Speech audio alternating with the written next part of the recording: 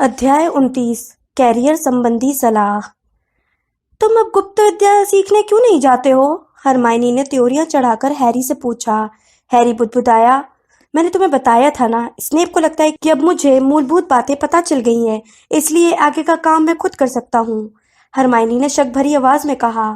तो अब तुम्हें अजीब से सपने दिखाई नहीं देते हैं? काफी हद तक, हैरी ने उससे नजरें चुराते हुए कहा। हरमाइनी गुस्से से बोली, देखो, मुझे नहीं लगता कि स्नेप को गुप्त विद्या पढ़ाना छोड़ देना चाहिए जब तक कि तुम्हें पक्का यकीन ना हो जाए कि तुम अपने सपनों को नियंत्रित कर सकते हो। हैरी, मुझे लगता है कि तुम्हें उनसे यह कहना चाहिए। हैरी ने जोर देकर कहा। नहीं, इस बात को रहने दो हरमाइनी, ठीक है? यह ईस्टर की छुट्टियों का पहला दिन था। जैसे हरमाइनी की आदत थी, उसने उन तीनों के लिए रिवीजन का टाइम टेबल बनाने में अपने दिन का ज्यादातर समय बिताया था। हैरी और रॉन ने उसे ऐसा करने दिया। उसके साथ बहस करने से यह ज्यादा आसान था और शायद टाइम टेबल बाद में काम आ सकता था। रॉन ये जानकर हैरान रह गया कि परीक्षा में सिर्फ 6 हफ्ते बचे थे। इसमें हैरानी की क्या बात है? हरमाइनी ने पूछा, जब उसने रॉन के टाइम टेबल के हर चौखाने को अपनी छड़ी से ठोका ताकि हर विषय का रंग अलग दिखने लगे। रॉन ने कहा, पता ही नहीं चला इतना कुछ हो रहा था। हरमाइनी ने उसे उसका टाइम टेबल थमाते हुए कहा, यह लो, अगर तुम इसके हिसाब से चलोगे तो तुम्हें कोई दिक्कत नहीं होगी।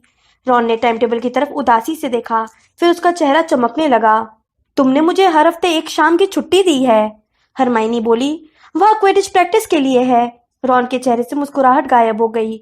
उसने नीरस अंदाज में कहा, उससे क्या फायदा होगा? हमारे पास इस साल क्विडिच कप जीतने का उतना ही मौका है जितना कि डैडी के पास जादू मंत्री बनने का। हरमाइनी कुछ नहीं बोली। वह हैरी की तरफ देख रही थी, जो हॉल के सामने वाली दीवार को सूनेपन से घूर रहा था। उधर क्रुक्षेस हैरी के हाथ पर पंजा रखने की कोशिश कर रही थी ताकि वह उसके कान के पीछे सहला दे। क्या गड़बड़ है हैरी? क्या? उसने जल्दी से पूछा। कुछ नहीं। उसने रक्षात्मक जादुई सिद्धांत की पुस्तक पकड़ी और विषय सूची में किसी चीज को देखने का नाटक करने लगा। क्रुक्षेस ने अपनी कोशिश छोड़ दी और हरमाइनी की कुर्सी के नीचे दुबक गई। मुझे चो दिखी थी, हरमाइनी ने कहा। वह सचमुच दुखी दिख रही थी। क्या तुम दोनों की फिर से लड़ाई हो गई? क्या? ओ हाँ, हैरी ने कहा और कृतज्ञता से इस बहाने को जकड़ लिया। किस बारे में? हैरी बोला, उसकी मुखबिर सहेली मेरिटा के बारे में। रॉन ने अपने रिवीजन टाइम टेबल को नीचे रखते हुए गुस्से से कहा, मैं तुम्हें दोष नहीं देता हूँ, अगर वह नहीं होती। रॉन मेरिटा एस्कॉम को भला बुरा कहने लगा, जिससे हैरी को बहुत मदद मिली। रॉन जब भी सांस लेने के लिए रुकता था तो हैरी को बस गुस्सा दिखाना था, सिर हिलाना था और हाँ तथा सही है जैसी बात कहनी थी। इस तरह से हैरी का दिमाग उस घटना के बारे में सोच सकता था जो उसने स्मृति पात्र में देखी थी। उसे लगा कि वह याद उसे भीतर ही भीतर खाए जा रही थी। उसे देखने से पहले उसे यकीन था कि उसके मम्मी डैडी बहुत अच्छे थे। इसी कारण स्नेप जब भी उसके डैडी के बारे में ताने मारते थे तो उसे उन पर विश्वास नहीं होता था और उनके तानों से जरा भी दिक्कत नहीं होती थी। हैग्रिड और सीरियस जैसे लोगों ने उससे हमेशा कहा था कि उसके डैडी बहुत बढ़िया आदमी थे। हैरी के दिमाग के भीतर एक चिढ़ाने वाली आवाज आई, और देखो तो सही, सीरियस खुद कैसा था? वह खुद भी तो बुरा था, है ना? हालांकि उसने एक बार प्रोफेसर मैकगोनिकल को यह कहते सुना था कि उसके डैडी और सीरियस स्कूल में मुश्किलें पैदा करते थे, लेकिन उन्होंने उनका जिक्र वीजली बंधुओं के अग्रजों के रूप में किया था और हैरी यह कल्पना नहीं कर सकता था कि फ्रेड और जॉर्ज सिर्फ मजे के लिए किसी को उल्टा लटका सकते हैं, जब तक कि वे उससे सचमुच नफरत न करते हों। शायद मेलफॉय या किसी और को जो इसी काबिल हो। हैरी ने यह दलील देने की कोशिश की कि स्नेप जेम्स के हाथों जलील होने के काबिल थे, लेकिन लिली ने यह पूछा था, उसने तुम्हारा क्या बिगाड़ा है? और जेम्स ने जवाब दिया था, असल बात तो यह है कि वो जिंदा है, अगर तुम मेरी बात का मतलब समझ सको।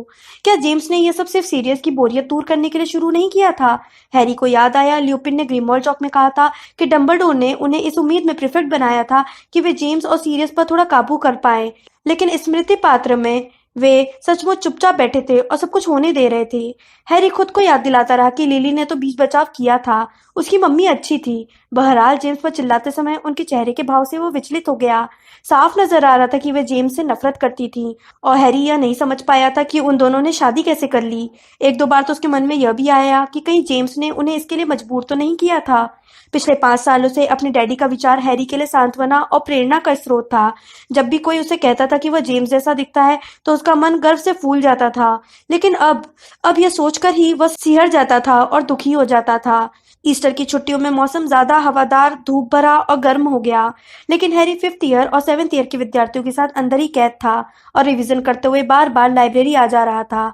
हैरी ने नाटक किया कि उसके खराब मूड का कारण कुछ और नहीं बल्कि आने वाली परीक्षा थी। चूंकि गुरुद्वार के उसके साथी विद्यार्थी पढ़ पढ़कर खुद हैरान हो रहे थे, इसलिए किसी ने उसके बहाने को चुनौती नहीं दी। हैरी, मैं तुमसे बात कर रही हूँ, क्या तुम मेरी बात सुन सकते हो? ओह, उसने मुड़कर देखा। बिखरे बालों वाली जिनी विजली लाइब्रेरी की टेबल पर उसके पास बैठी थी, जहां वह अकेला बैठा हुआ था। यह रविवार शाम की बात थी। हरमाइनी पुरातन लिपियों का रिवीजन करने के लिए गुरुद्वार टावर गई थी और रॉन क्विडिच की प्रैक्टिस करने गया था। ओह हाय, हैरी ने अपनी पुस्तक अपनी ओर खींचते हुए कहा। तुम प्रैक्टिस करने क्यों नहीं गई? जिनी बोली। प्रैक्टिस खत्म हो गई। रॉन जैक स्लोपर को अस्पताल लेकर गया है। क्यों? पक्का तो नहीं मालूम, लेकिन लगता है उसने अपने ही बल्ले से खुद को मार लिया है। उसने जोर से आ भरते हुए कहा। खैर, अभी अभी एक पैकेट आया है। यह अमृत की नई जांच प्रक्रिया से गुजर चुका है। जिनी ने टेबल पर भूरे कागज से लिपटा एक बक्सा देखा। साफ दिख रहा था कि इसे खोलकर फूहड़ता से दोबारा लपेटा गया था। लाल स्याही में उस पर एक लाइन लिखी थी। हॉगवर्ट्स सर्वोच्च प्रशासक द्वारा जांचा और प्रमाणित किया गया। मम्मी ने ईस्टर एग्स भेजे हैं, जिनी ने कहा। एक तुम्हारे लिए है, यह लो। उसने उसे एक चॉकलेट एग दिया, जो छोटी बर्फ वाली सुनहरी गेंदों से सजा हुआ था। पैकेट पर लिखी जानकारी के अनुसार उसमें फिजिंग विजबीज का बैग था। हैरी ने एक पल के लिए उसकी तरफ देखा और फिर उसे हैरानी हुई कि उसका गला रूंध गया था। जिनी ने धीरे से पूछा, तुम ठीक तो हो हैरी? हाँ, मैं ठीक हूँ, हैरी ने कहा। उसके गले में दर्द होने लगा था। वह यह नहीं समझ पाया कि ईस्टर एग से उसे ऐसी चुभन क्यों हुई थी। तुम कुछ समय से काफी उदास दिख रहे हो, जिनी ने कहा। मुझे लगता है कि अगर तुम जो से बात कर लो, हैरी ने तेजी से कहा। मैं उससे बात नहीं करना चाहता। तो फिर किससे करना चाहते हो? जिनी ने उसे गौर से देखते हुए पूछा। मैं उसने मुड़कर चारों तरफ देखा। कहीं कोई सुन तो नहीं रहा था। मैडम पिंस कई शेल्फ दूर थी और पगलाई दिख रही हैन्ना अबॉट की पुस्तकों के ढेर पर सील लगा रही थी। वह बुदबुदाया। काश मैं सीरियस से बात कर पाता, लेकिन मैं जानता हूँ कि मैं ऐसा नहीं कर सकता। जिनी को सोचते हुए उसे देखती रही। हैरी ईस्टर एग के कवर को खोलने लगा। वह ऐसा इसलिए नहीं कर रहा था क्योंकि वो खाना चाहता था, बल्कि इसलिए कर रहा था क्योंकि वो कुछ करना चाहता था। उसने उसका एक बड़ा टुकड़ा तोड़कर अपने मुंह में रख लिया। देखो, जिनी ने धीरे से कहा, और उसने भी थोड़ा ईस्टर एग खाया। अगर तुम सचमुच सीरियस से बात करना चाहते हो तो मुझे उम्मीद है कि हम कोई ना कोई तरीका खोज ही लेंगे, हैरी ने नीरसता से कहा। छोड़ो भी, जब अमृत सभी अंगीठियों पर नजर रख रही है और हमारी सभी चिट्ठियां पढ़ी जा रही हैं, तो ऐसा कैसे हो सकता है? फ्रेड और जॉर्ज के साथ बड़े होने का यही फायदा है, जिनी सोचते हुए बोली, कि आप यह सोचने लगते हैं कि अगर आप में दिलेरी हो तो सब कुछ संभव है। हैरी ने उसकी तरफ देखा। शायद यह चॉकलेट का असर था। ल्यूपिन ने दंपिशाचों के साथ मुठभेड़ों के बाद हमेशा चॉकलेट खाने की सलाह दी थी। यह सिर्फ इसलिए क्योंकि उसने जोर से ऐसी एक इच्छा बता दी थी जो उसके भीतर एक हफ्ते से धधक रही थी। बहरहाल, कारण जो भी हो, उसके मन में थोड़ी उम्मीद जाग गई। तुम लोग क्या कर रहे हो? ओह, जिनी फुसफुसाई और उछलकर खड़ी हो गई। मैं तो भूल ही गई थी। मैडम पिंस उनकी तरफ धड़धड़ाती हुई आई और उनका सिकड़ा हुआ चेहरा गुस्से के मारे और तन गया। लाइब्रेरी में चॉकलेट! वे चिल्लाई। बाहर बाहर बाहर! अपनी छड़ी लहराते हुए उन्होंने हैरी की पुस्तकों, बैग और स्याही की दावतों को लाइब्रेरी से जिनी और हैरी के पीछे भेज दिया। उनके भागते समय वे उन पर लगातार अपनी छड़ी मारती रहीं। छुट्टियों के खत्म होने से कुछ समय पहले गुरुद्वार टावर की टेबलों पर बहुत सारे पैम्फलेट और नोटिस आ गए, जिनमें आने वाली परीक्षा का महत्व बताया गया था। इनमें जादूगरी के कई कैरियरों के बारे में बताया गया था। बोर्ड पर एक और नोटिस लग चुका था, जिस पर लिखा था, कैरियर संबंधी सलाह। 5th ईयर के सभी विद्यार्थी समर टर्म के पहले सप्ताह में अपने हाउस प्रमुख से कैरियर संबंधी चर्चा के लिए मिलेंगे। नीचे हर विद्यार्थी के मिलने का समय दिया गया है। हैरी ने सूची देखी और पाया कि उसे सोमवार को 2:30 बजे प्रोफेसर मैकगोनिकल के ऑफिस में पहुंचना है, जिसका यह मतलब था कि उसकी ज्योतिष की क्लास का ज्यादातर समय निकल जाएगा। उसने और 5th ईयर के बाकी विद्यार्थियों ने ईस्टर की छुट्टियों के आखिरी वीकेंड में उन सभी कैरियरों की जानकारी पढ़ी जो पढ़ने के लिए भेजी गई थी। मुझे उपचारक बनना ज्यादा पसंद नहीं है, रॉन ने छुट्टियों की आखिरी शाम को कहा। वह एक पैम्फलेट में खोया हुआ था, जिसके सामने सेंट मंगोस का हड्डी और छड़ी के क्रॉस का प्रतीक चिन्ह बना था। इसमें लिखा है कि उसके लिए काढ़े, जड़ी बूटी विज्ञान, रूपांतरण, सम्मोहन और गुप्त कला से रक्षा में NEWT स्तर पर कम से कम E की जरूरत होगी। मेरा मतलब है, वे कितनी ज्यादा उम्मीदें कर रहे हैं, है ना? हरमाइनी ने कहा। देखो, ये बहुत जिम्मेदारी का काम है, समझे? वह एक गुलाबी और नारंगी पैम्फलेट पढ़ रही थी, जिसका शीर्षक था, तो आप सोचते हैं कि आप मगलू संपर्क विभाग में काम करना चाहेंगे? हरमाइनी आगे बोली। मगलुओं से संबंधित काम करने में ज्यादा योग्यताओं की जरूरत नहीं है। इसके लिए तो उन्हें बस मगलू अध्ययन विषय में OWL चाहिए। इससे ज्यादा महत्वपूर्ण आपका उत्साह, धैर्य और अच्छा हास्य बोध है। हैरी ने कहा, मेरे अंकल से संपर्क करते समय तुम्हें हास्य बोध से ज्यादा जरूरत इस बोध की होगी कि कब झुका जाए। वह जादूगर बैंकिंग के पैम्फलेट को आधा पढ़ चुका था। जरा यह सुनो, क्या आप एक चुनौतीपूर्ण कैरियर की तलाश में हैं, जिसमें यात्रा, रोमांच और खतरों से संबंधित खजाने का बोनस हो? अगर ऐसा है तो आप ग्रीन क्रॉड जादूगरों के बैंक में नौकरी करने के बारे में सोचें, जो इस समय विदेशों में रोमांचक अवसरों के लिए शाप-तोड़क नियुक्त कर रहे हैं। उन्हें अंकों का जादुई महत्व चाहिए। हरमाइनी, तुम यह करियर चुन सकती हो। मुझे बैंकों में काम करना ज्यादा अच्छा नहीं लगता है, हरमाइनी ने कहा, जो अब इस पैम्फलेट में डूबी हुई थी। क्या आप में सुरक्षा दैत्यों को प्रशिक्षित करने का मादा है? सुनो, हैरी के कान में एक आवाज आई। फ्रेड और जॉर्ज उनके पास आ गए थे। फ्रेड ने उनके सामने वाली टेबल पर अपने पैर फैलाए, जिससे जादू मंत्रालय में कैरियर बनाने की कई बुकलेटें फर्श पर गिर गईं। फिर वह बोला, जिनी ने हमसे तुम्हारे बारे में बात की थी। वह कहती है कि तुम्हें सीरियस से बात करनी है। क्या? हरमाइनी ने तीखी आवाज में कहा, और उसका हाथ बीच हवा में ही रुक गया जब वो जादुई दुर्घटना और विपत्ति विभाग में धमाके करें उठाने जा रही थी। हाँ, हैरी ने अपनी आवाज समान रखने की कोशिश करते हुए कहा। हाँ, मैंने सोचा था कि अच्छा रहेगा। बेवकूफ मत बनो, हरमाइनी ने तनकर उसे देखा, जैसे उसे अपनी आंखों पर यकीन नहीं हो रहा हो। जब अमरीश सभी अंगूठियों पर पहरा दे रही हैं और लोग की तलाशी ले रही हैं, हमें लगता है कि हम उसका तोड़ खोज सकते हैं, जॉर्ज ने मुस्कुराते हुए कहा। बस थोड़ा सा ध्यान भटकाने की जरूरत पड़ेगी। देखो, तुमने इस बात पर गौर किया होगा कि ईस्टर की छुट्टियों के दौरान हमने हंगामा नहीं किया, फ्रेड ने आगे कहा। हमने खुद से पूछा कि आखिर छुट्टियों में हंगामा करने से क्या फायदा है। फिर हमने खुद को जवाब दिया, कोई फायदा नहीं है, और जाहिर है इससे लोगों के रिवीजन में भी खलल पड़ता, जो हम किसी सूरत में नहीं चाहते थे। उसने हरमाइनी की तरफ देखकर सिर झुका दिया। उन्हें दूसरों की इतनी परवाह है, यह सुनकर हरमाइनी थोड़ी हैरान दिख रही थी। लेकिन हम कल से हंगामा शुरू करने वाले हैं, फ्रेड ने तेजी से कहा। और अगर हम हंगामा करने ही वाले हैं तो फिर क्यों ना हम इसे इस तरीके से करें ताकि हैरी सीरियस से बातचीत कर सके। हाँ, लेकिन फिर भी, हरमाइनी ने इस तरह कहा जैसे कोई किसी मंदबुद्धि व्यक्ति को यह बहुत आसान चीज समझा रहा हो। अगर तुम हंगामा कर भी दो तो भी हैरी सीरियस से कैसे बात कर सकता है? हैरी ने धीरे से कहा, अम्बरिज के ऑफिस से।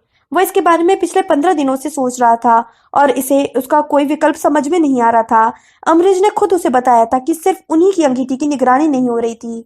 हरमाइनी ने धीरे से कहा, क्या तुम पागल हो गए हो? रॉन ने मशरूम व्यवसाय में अफसर की बुकलेट नीचे कर ली और उन्हें देखने लगा। हैरी ने कंधे उचकाते हुए कहा, मुझे ऐसा नहीं लगता। और तुम वहां पहुंचोगे कैसे? हैरी इस सवाल के लिए तैयार था। उसने कहा, सीरियस के चाकू से। क्या कहा? हैरी ने कहा, 2 साल पहले सीरियस ने मुझे क्रिसमस पर एक चाकू दिया था जिससे कोई भी ताला खुल सकता है। अगर उन्होंने दरवाजे पर जादू किया हो जिससे एलो मोरा मंत्र काम न करे तो भी मैं अंदर पहुंच सकता हूँ। वैसे मैं शर्त लगाता हूँ कि उन्होंने जादू किया होगा।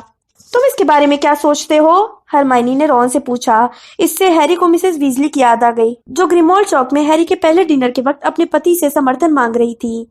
रॉन पूछे जाने पर दहशत में आते हुए बोला, क्या पता, अगर हैरी ये काम करना चाहता है तो यह उसका मामला है ना? सच्चे दोस्त और वीजली की तरह कहा, फ्रेड ने रॉन की पीठ पर ठोकते हुए कहा। तो फिर ठीक है, हम लोग कल क्लास के बाद यह काम करने की सोच रहे हैं, क्योंकि अगर सभी लोग गलियारे में होंगे तो इसका प्रभाव सबसे ज्यादा पड़ेगा। हैरी, हम लोग यह काम पूर्वी खंड में करेंगे, उन्हें उनके ऑफिस से दूर खींच लेंगे। मुझे लगता है कि हम तुम्हें 20 मिनट की गारंटी दे सकते हैं, उसने जॉर्ज की तरफ देखते हुए कहा। आराम से, जॉर्ज बोला। रॉन ने पूछा, तुम लोग ध्यान कैसे भटकाओगे? फ्रेड और जॉर्ज उठकर खड़े हो गए। फिर फ्रेड ने इस बात का जवाब देते हुए कहा, तुम खुद देख लेना छोटे भाई, कल शाम को 5 बजे ग्रेगरी द स्मार्मरी के गलियारे में आकर खुद ही देख लेना। हैरी अगले दिन बहुत जल्दी जाग गया। वह उतना ही चिंतित था जितना कि जादू मंत्रालय में अनुशासनात्मक सुनवाई वाली सुबह था। यह सिर्फ अम्बरिज के ऑफिस में चोरी से घुसने वाली ही बात नहीं थी। यह सिर्फ उनकी अंगीठी का इस्तेमाल करके सीरियस से चर्चा करने की बात भी नहीं थी। हालांकि ये बातें भी बहुत घबराहट पैदा करने वाली थी। आज हैरी और स्नेप का आमना सामना होने वाला था। जब स्नेप ने हैरी को अपने ऑफिस से बाहर निकाला था, उसके बाद आज पहली बार हैरी स्नेप के सामने पड़ने वाला था। बिस्तर पर लेटे लेटे उसने कुछ देर तक आने वाले दिन के बारे में सोचा। फिर वो बहुत खामोशी से खड़ा हुआ और नेविल के पलंग के पास वाली खिड़की तक जाकर बाहर झांकने लगा। सुबह सुहानी थी। आसमान साफ, धुंध भरा और नीला था। हैरी को सामने वह ऊंचा पेड़ दिख रहा था जिसके नीचे उसके डैडी ने स्नेप को सताया था। उसे पता नहीं था कि सीरियस स्मृतिपात वाली घटना के बारे में उसे क्या तसल्ली या तर्क दे सकता है, लेकिन वह उस घटना के बारे में सीरियस का दृष्टिकोण सुनने के लिए बेताब था, ताकि उसके डैडी का व्यवहार कम बुरा दिखे, चाहे कोई भी बहाना हो। हैरी का ध्यान किसी चीज की तरफ गया। अंधेरे जंगल के किनारे पर हलचल दिख रही थी। सूरज की किरण के कारण हैरी ने आंखें सिकोड़ कर देखा कि हैग्रिड पेड़ों के बीच से निकल रहा था। वह लंगड़ा कर चल रहा था। हैरी के देखते ही देखते हैग्रिड लंगड़ाता हुआ अपने केबिन के दरवाजे में घुसकर ओझल हो गया। हैरी कई मिनट तक केबिन की तरफ देखता रहा। हैग्रिड दोबारा बाहर नहीं निकला, लेकिन चिमनी से धुआं निकलने लगा। इसका मतलब यह था कि हैग्रिड इतनी बुरी तरह घायल नहीं था कि आग न जला सके। हैरी खिड़की से दूर हटकर अपने संदूक के पास गया और कपड़े पहनने लगा। अम्बरिज के ऑफिस में जबरन घुसने की आशंका के चलते हैरी को उम्मीद नहीं थी कि उस दिन वह चैन से रह पाएगा, लेकिन उसे अंदाजा नहीं था कि वह 5 बजे जो काम करने की योजना बना रहा था, हरमाइनी बार बार उसे उससे डिगाने की कोशिश कर रही थी। प्रोफेसर बीन्स की जादू का इतिहास की क्लास में पहली बार हरमाइनी भी हैरी और रॉन जितना ही कम ध्यान दे रही थी। वो लगातार फुसफुसाकर उसे चेतावनी दे रही थी, जिसे हैरी नजरअंदाज करने की बहुत कोशिश कर रहा था। और अगर वे तुम्हें पकड़ लेंगी तो तुम्हें स्कूल से निकाल दिया जाएगा। इसके अलावा वे यह अंदाजा भी लगा लेंगी कि तुम स्नफल से बात कर रहे हो। इस बार वे तुम्हें जबरदस्ती सत्य द्रव पिला देंगी और सच्चाई का पता लगा लेंगी, रॉन ने धीमी और गुस्से भरी आवाज में कहा। हरमाइनी, हैरी को चेतावनी देना छोड़ो और बीन्स की बात सुनो, वरना क्या मैं अपने नोट्स खुद लिखूं? कभी कदार खुद लिख लोगे तो तुम मर नहीं जाओगे। जब तक वे तहखान में पहुंचे, हैरी और रॉन दोनों ही हरमाइनी से बातचीत नहीं कर रहे थे। इससे हरमाइनी को कोई फर्क नहीं पड़ा। वह तो उनकी चुप्पी का लाभ उठाकर उन्हें लगातार गंभीर चेतावनियां देती जा रही थी। वह इतने खतरनाक तरीके से सांस छोड़ रही थी कि सीमस 5 मिनट तक यह जांच करता रहा कि कहीं उसकी कढ़ाई से काढ़ा तो नहीं रिस रहा है। इस दौरान स्नेप ने इस तरह व्यवहार करने का फैसला कर लिया था कि जैसे हैरी अदृश्य हो। जाहिर है, हैरी को इस तकनीक से निपटने की बहुत अच्छी आदत थी, क्योंकि यह वार्नर अंकल की प्रिय रणनीति थी। कुल मिलाकर वह कृतज्ञ हुआ कि उसे इससे ज्यादा बुरी चीज नहीं झेलनी पड़ी। सच तो यह था कि स्नेप के तानों और व्यंग्यात्मक टिप्पणियों के कारण आमतौर पर उसे जो कष्ट होता था, उससे तो यह नई नीति लाख गुना ज्यादा अच्छी थी। उसे यह जानकर खुशी हुई कि जब स्नेप ने उसे तंग नहीं किया तो उसने बड़ी आसानी से स्फूर्तिदायक काढ़ा बना लिया। क्लास के अंत में उसने थोड़ा सा काढ़ा शीशी में भरा और ढक्कन लगाकर उसे स्नेप की डेस्क पर रख दिया। उसे महसूस हुआ कि उसे कम से कम ई तो मिल ही जाएगा। वह अभी मुड़ा ही था कि किसी चीज के टूटने की आवाज आई। मैल्फॉय हंस पड़ा। हैरी ने मुड़कर देखा। उसके काढ़े की शीशी फर्श पर गिरकर टूट चुकी थी और उसने बड़े खुश होकर उसकी तरफ देख रहे थे। उन्होंने धीरे से कहा, ओह पॉटर, एक और 0। हैरी इतना नाराज था कि उसके मुंह से एक शब्द भी नहीं निकला था। वो वापस अपनी कढ़ाई के पास आया। वह एक और शीशी भरकर स्नेप से जबरदस्ती उसका परीक्षण करवाना चाहता था, लेकिन यह देखकर उसके होश उड़ गए कि सारा काढ़ा गायब हो चुका था। मुझे माफ करना, हरमाइनी ने अपने मुंह पर हाथ रखते हुए कहा। मुझे सचमुच अफसोस है हैरी, मुझे लगा कि तुम्हारा काम पूरा हो गया है, इसलिए मैंने उसे साफ कर दिया। हैरी कुछ नहीं बोल पाया। घंटी बजने पर वह पीछे देखे बिना जल्दी से तहखाने से बाहर निकला। लंच करते समय वह नेविल और सीमस के बीच में बैठ गया, ताकि हरमाइनी उसे फिर से अम्बरिज के ऑफिस में न घुसने की चेतावनी न देने लगे। जब तक वह ज्योतिषी क्लास में पहुंचा, तब तक उसका मूड इतना खराब हो चुका था कि वह यह भूल ही गया था कि उसे कैरियर संबंधी सलाह के लिए प्रोफेसर मैकगोनिकल के पास जाना था। उसे यह बात तब याद आई जब रॉन ने उससे पूछा कि वह प्रोफेसर मैकगोनिकल के ऑफिस में क्यों नहीं गया। वह तेजी से सीढ़ियां चढ़ने लगा और कुछ मिनट बाद हाँफता हुआ वहां पहुंच गया। दरवाजा बंद करते हुए उसने हाँफते हुए कहा, माफ कीजिए प्रोफेसर, मैं भूल गया था। कोई बात नहीं, उन्होंने तेजी से कहा, लेकिन उनके बोलते समय कोने से सू सू जैसी आवाज आई। हैरी ने चारों तरफ देखा। प्रोफेसर अम्बरिज एक तरफ बैठी हुई थी। उनके घुटने पर एक क्लिपबोर्ड था। उनके गले के चारों तरफ एक छोटी झालर थी और उनके चेहरे पर एक घमंड भरी मुस्कान थी। बैठ जाओ पॉटर, प्रोफेसर मैकगोनिकल बोली। डेस्क पर रखे पैम्फलेट सही करते समय उनके हाथ थोड़े कांप रहे थे।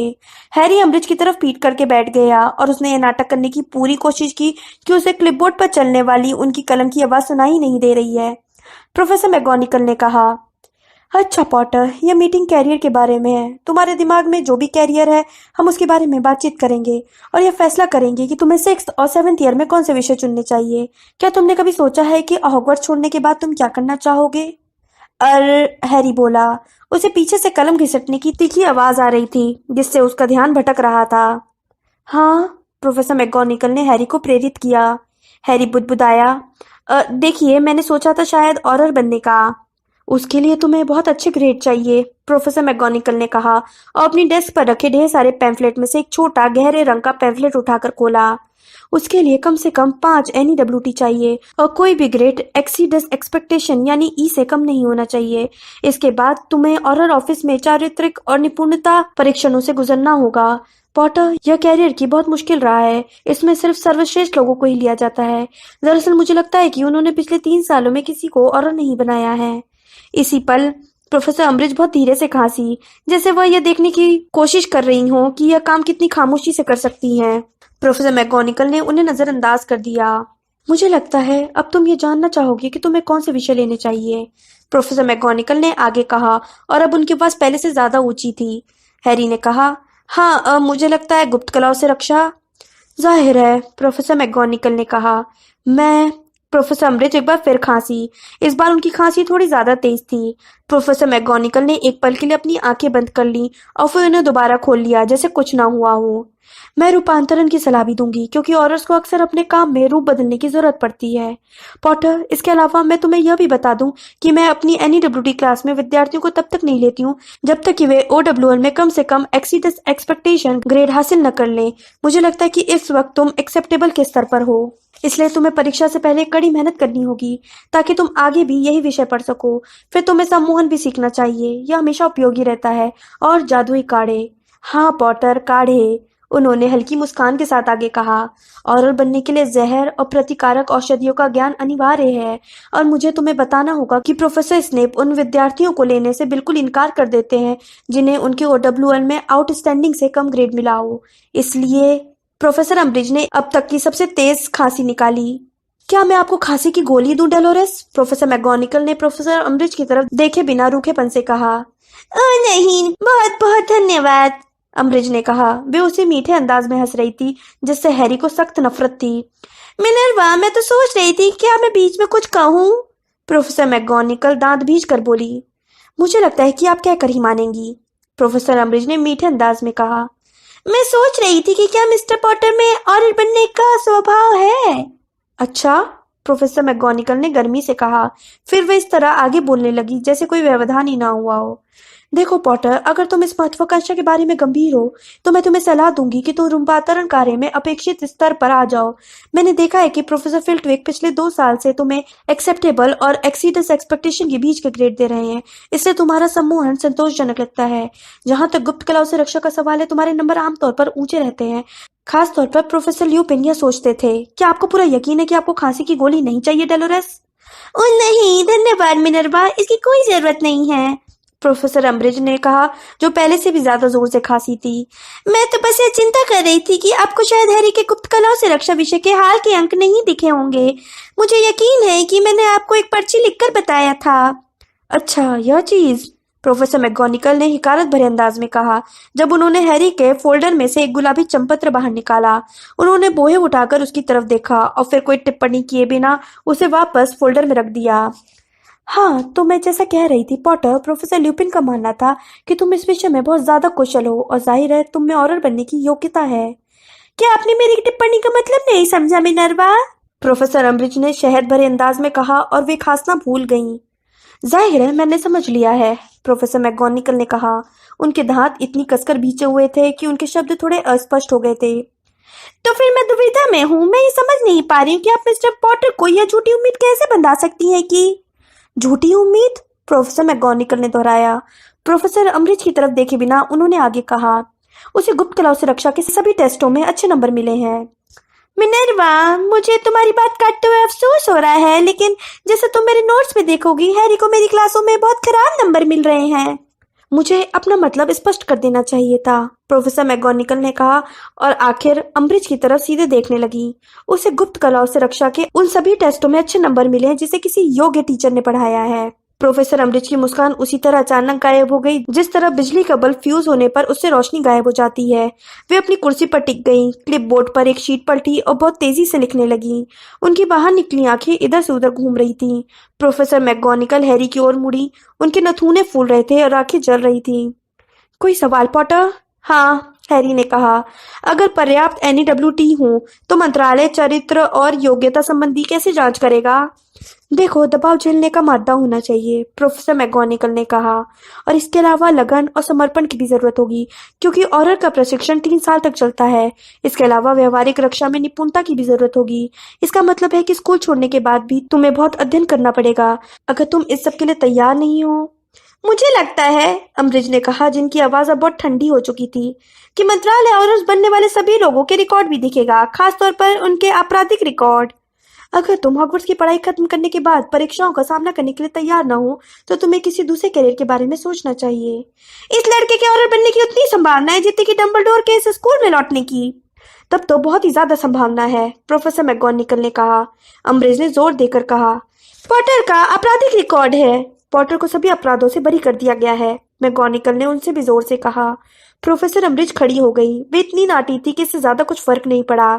बहरहाल उनके चेहरे पर चाशनी भरी मुस्कुराहट के बजाय अब गुस्सा दिख रहा था, जिससे उनका मोटा और चौड़ा चेहरा अजीब तरीके से खतरनाक लग रहा था। पॉटर किसी सूरत में और नहीं बन सकता। प्रोफेसर मैगोनिकल भी खड़ी हो गई और इससे ज्यादा प्रभाव पड़ा। वे प्रोफेसर अम्बरिज से ऊंची हो गई। उन्होंने जोर से कहा, पॉटर, मैं ऑरर बनने में तुम्हारी मदद करूंगी, भले ही ये मेरी जिंदगी का आखिरी काम हो। अगर मुझे तुम्हें रात को भी पढ़ाना पड़े तो भी मैं अच्छे ग्रेड हासिल करने में तुम्हारी मदद करूंगी। जादू मंत्रालय हैरी पॉटर को कभी नौकरी नहीं देगा, अम्बरिज ने कहा, और उनकी आवाज आवेश के कारण ऊंची हो गई थी। प्रोफेसर मैगोनिकल चिल्लाई, जब तक पॉटर मंत्रालय में ऑरर बनने के लिए तैयार होगा तब तक कोई नया जादू मंत्री आ जाएगा। ओहो, प्रोफेसर अम्बरिज चिल्लाई, और उन्होंने मैगोनिकल की तरफ एक गार्डदार उंगली लहराई। हाँ हाँ हाँ हाँ, जाहिर है तुम यही तो चाहती हो, है ना मिनर्वा मैगोनिकल?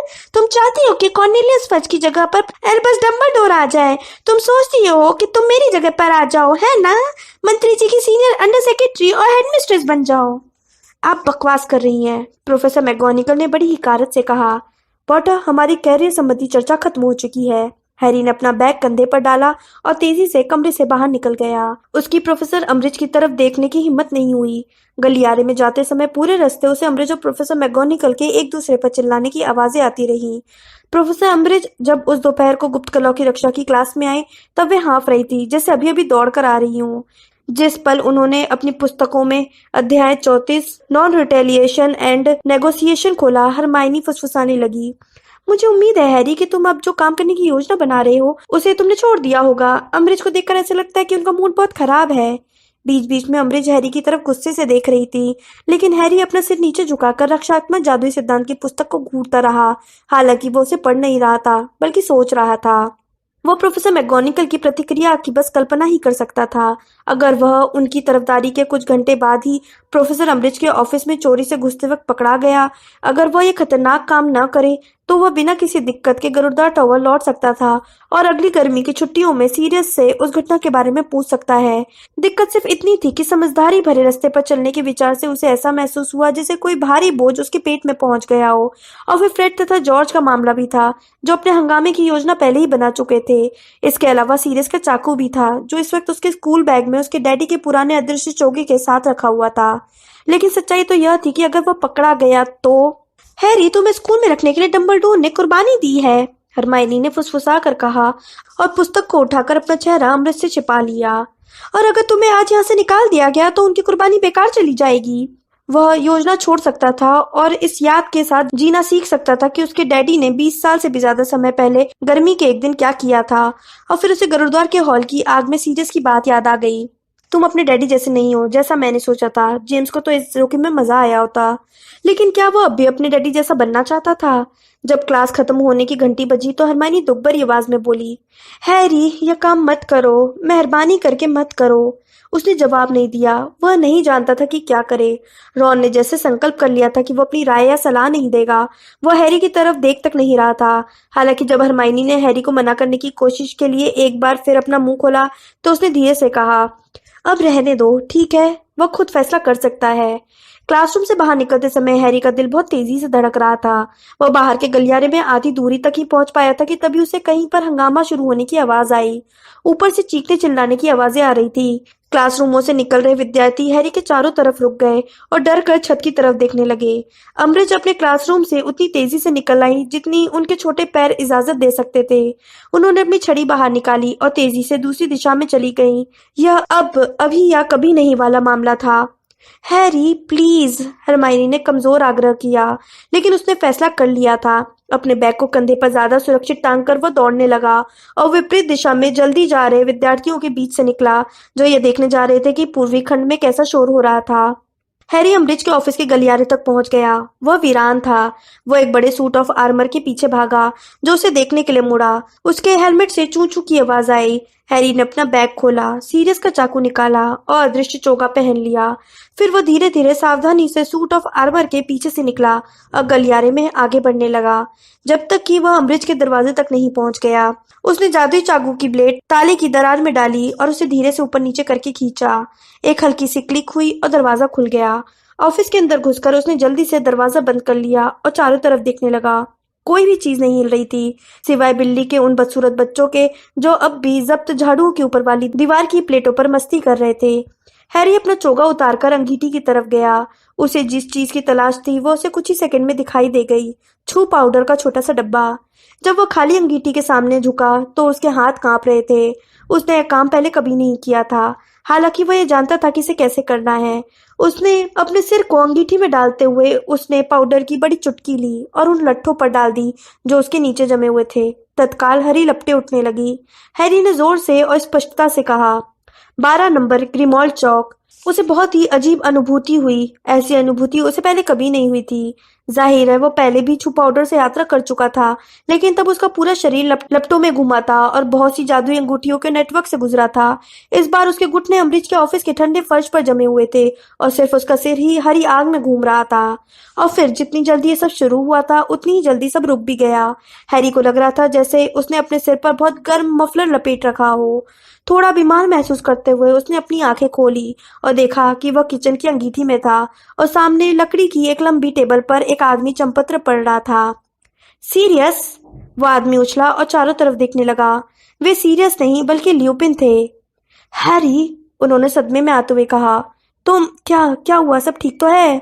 हाँ, हैरी ने कहा, मैं तो बस ये सोच रहा था, मेरा मतलब है मैं तो बस सीरियस से बात करना चाहता था। मैं उसे बुला लाता हूँ, ल्यूपिन ने उठते हुए कहा, हालांकि वे अब भी हैरान दिख रहे थे। वह क्रीचर को ढूंढने ऊपर गया है। लगता है वो एक बार फिर अटारी में छिप गया है। हैरी ने ल्यूपिन को तेजी से किचन से बाहर जाते देखा। अब उसके पास देखने के लिए सिर्फ कुर्सियां और टेबल ही बची थी।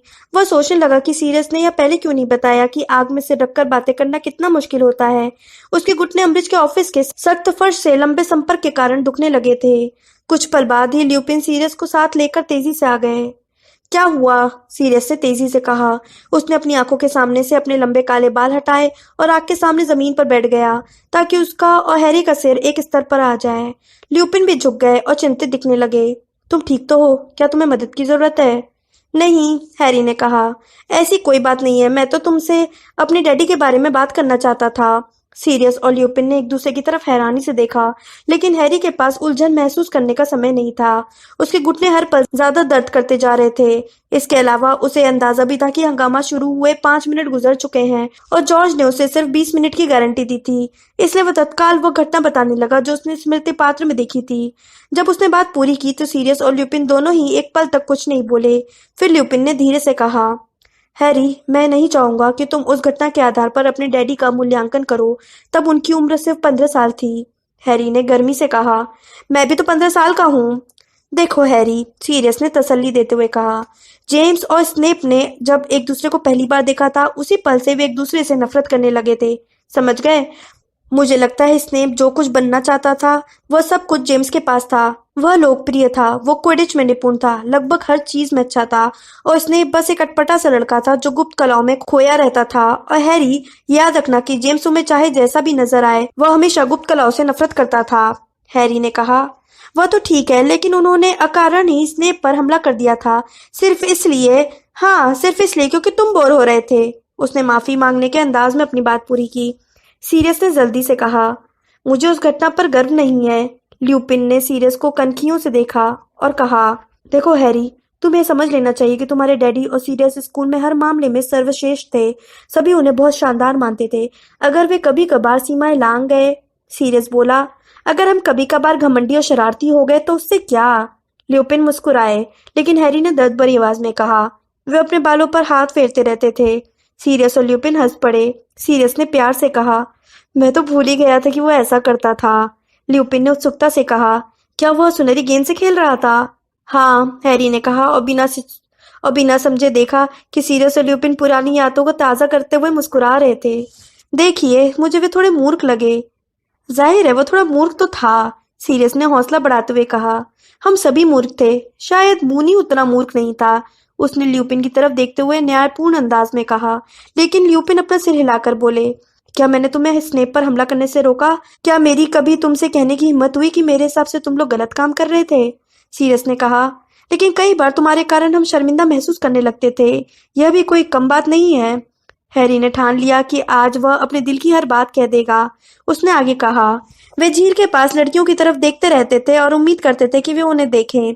सीरियस ने कंधे उचकाते हुए कहा, ओह देखो, लिली के आसपास होने पर वो हमेशा इसी तरह की मूर्खता करता था। जब भी वो उसके आसपास होता था तो शान झाड़ने का कोई मौका नहीं छोड़ता था।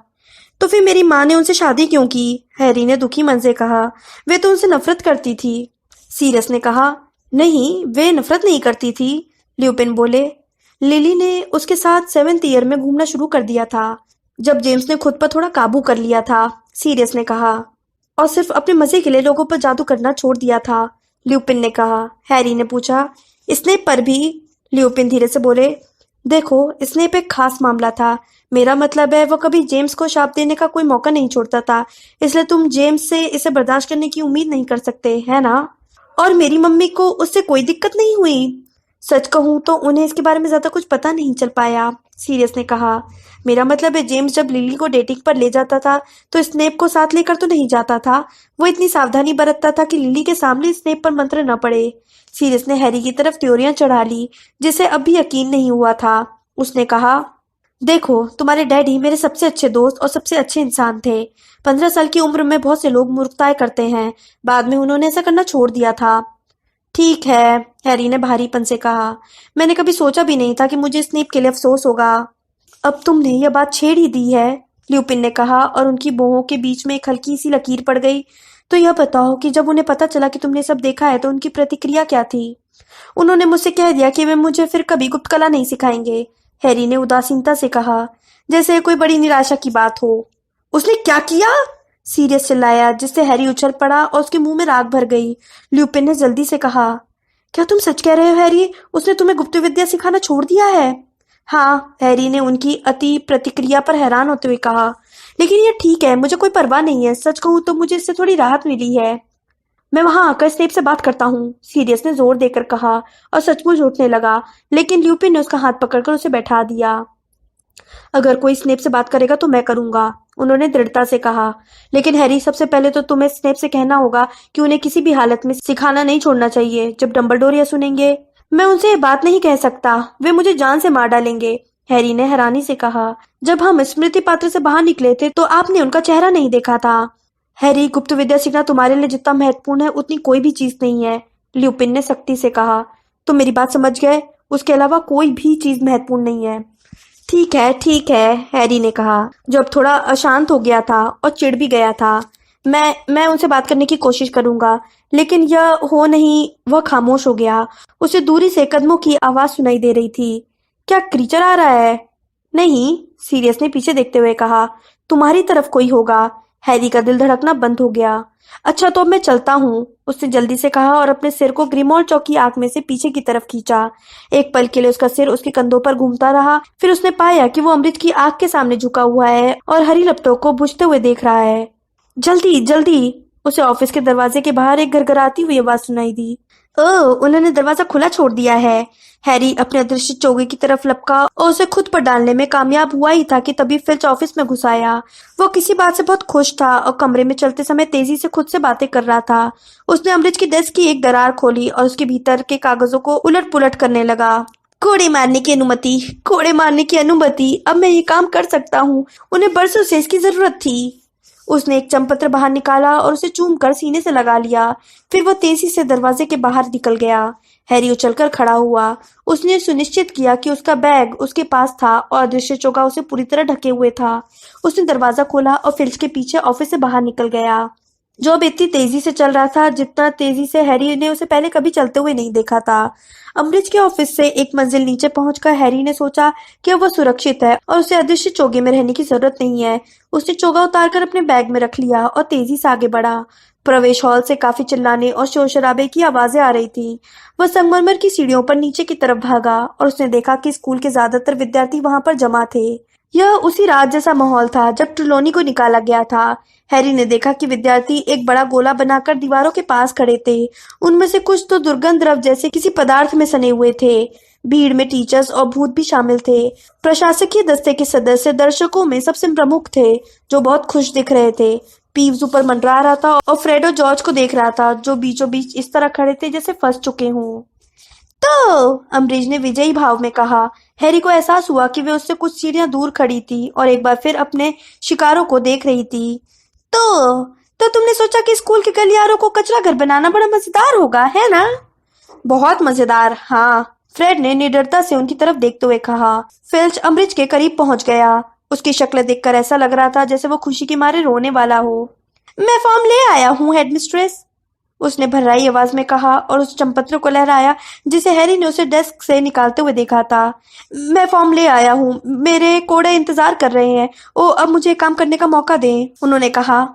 बहुत अच्छा आर्गस, फिर उन्होंने फ्रेड और जॉर्ज की तरफ देखते हुए आगे कहा। तुम दोनों अब ये सीखोगे कि मेरे स्कूल में गलत काम करने वालों के साथ क्या होता है। फ्रेड ने आगे कहा। हमें नहीं लगता कि हम ये सीखेंगे।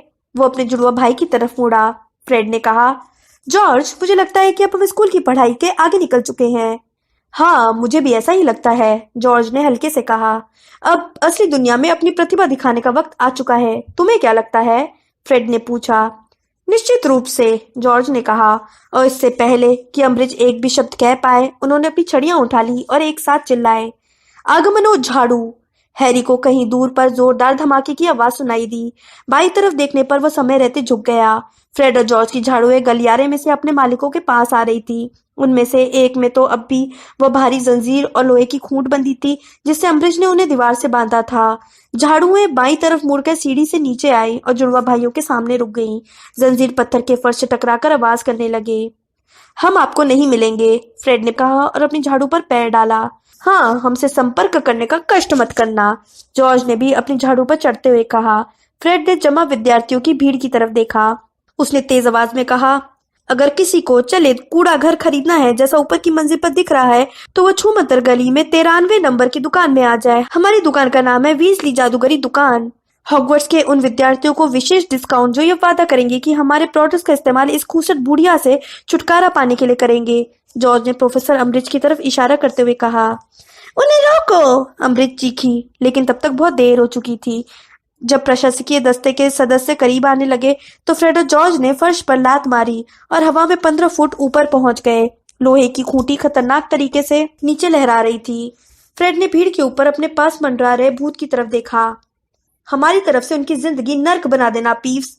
हैरी ने पहले कभी पीव्स को किसी विद्यार्थी का आदेश मानते हुए नहीं देखा था, लेकिन इस बार उसने अपना हैट सिर से उतारकर वीजली भाइयों को सलाम किया। जब फ्रेड और जॉर्ज मुड़े तो नीचे विद्यार्थियों ने जमकर तालियां बजाईं और दोनों भाई सामने वाले दरवाजे से बाहर निकलकर बेहतरीन सूर्यास्त में पहुंच गए।